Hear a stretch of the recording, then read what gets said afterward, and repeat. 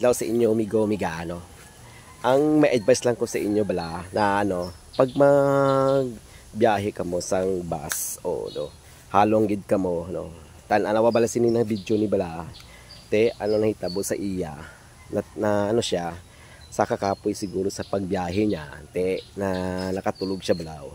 tapos ging butang niya sa iyang cellphone sa tupad niya tapos ambot lang daw may kwarta man gid siyang kuot sang kawatan sini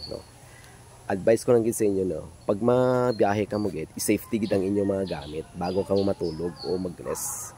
Lalo na pag may tupad ka mo sa bus sa bus, sa train, kahit train or bus o kahit na sa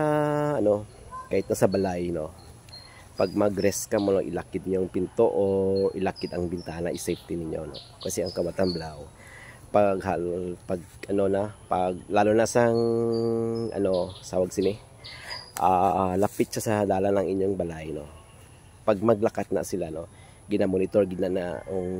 gid ara sa inyo pag magkadto sila diya pag maagi na sa inyo pag may makita sila gid nga bagay na makita nila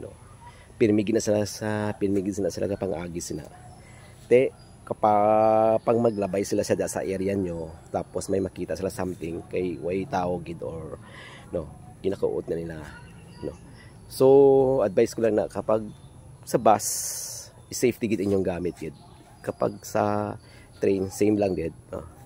kay bala mo sa grabe na mga tactics gid nila ginapang ambot ang ginapang eskwela mangguro na nila kabalo magid sila nganong ubrahon gid nila balao kapag ay kasi one time na nag boarding house ako ginlock ko lang yung doorknob ko tapos balang gid na pagbukas ang doorknob bala why kong gilak sa sulod yung second lock sa sulod kasi hindi ko ginalock kasi kapag sa boarding house ginaisip ko gid na ang safety ko kapag may mga sunog kapag may mga sunog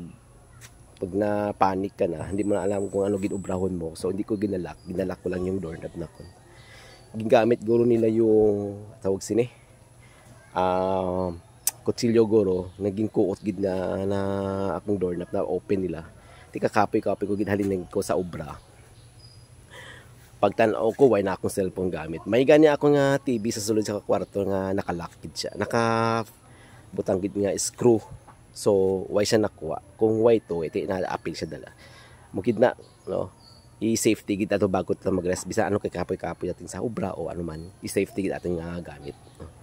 may okay lang mawala atong gamit ang hadlok lang sina kung apilta maapilta sa ilang katonto ang ginaobra nila nga grabe katamad na mga kawatan kita muna gabi gid ang obra nila safety first lang. Thank you.